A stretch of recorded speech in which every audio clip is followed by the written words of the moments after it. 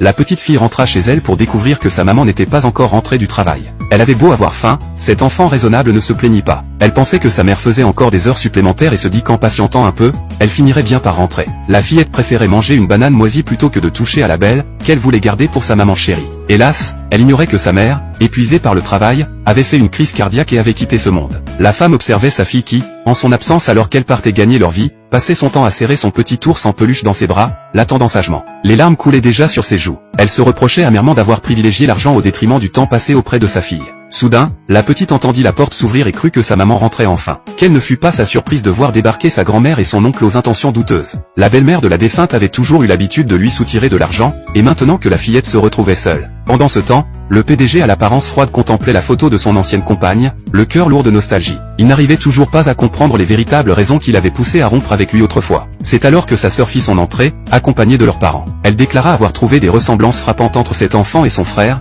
et avoir même réussi à se procurer un échantillon sanguin de la petite. Les résultats ne sauraient tarder. De plus, ses recherches avaient révélé que cette femme avait effectivement été souffrante récemment. À ces mots, le PDG commença à croire que les paroles de la fillette lors de la réception pouvaient bien être véridiques. Il demanda à sa sœur de lui envoyer l'adresse actuelle de son ex-compagne, il tenait à aller vérifier par lui-même. De l'autre côté, la grand-mère avait bel et bien jeté son dévolu sur l'épargne que la mère avait constituée pour l'éducation de sa fille. Elle tentait de soudoyer la petite pour qu'elle révèle la cachette de la carte bancaire de sa maman. « Allons, dis-nous où elle est. » La femme, spectatrice impuissante de cette scène, criait dans son fort intérieur, « Ne leur dis rien. » Mais la fillette eut une idée malicieuse et révéla effectivement l'emplacement à son oncle. Celui-ci ne trouva pourtant qu'une photographie et un acte de naissance. La belle-mère n'en revenait pas, cette femme qui avait jadis préféré la richesse à l'amour et l'avait abandonné était maintenant en train de lui courir après maintenant qu'il était devenu PDG. Quelle indécence! La défunte protesta intérieurement, si jadis il n'avait pas dilapidé tout l'héritage familial, causant leur faillite, comment aurait-elle pu se résoudre à le quitter? La belle-mère remarqua soudain la date sur l'acte de naissance et réalisa que cette femme leur avait menti à l'époque. Cette petite n'était pas l'enfant d'un autre homme,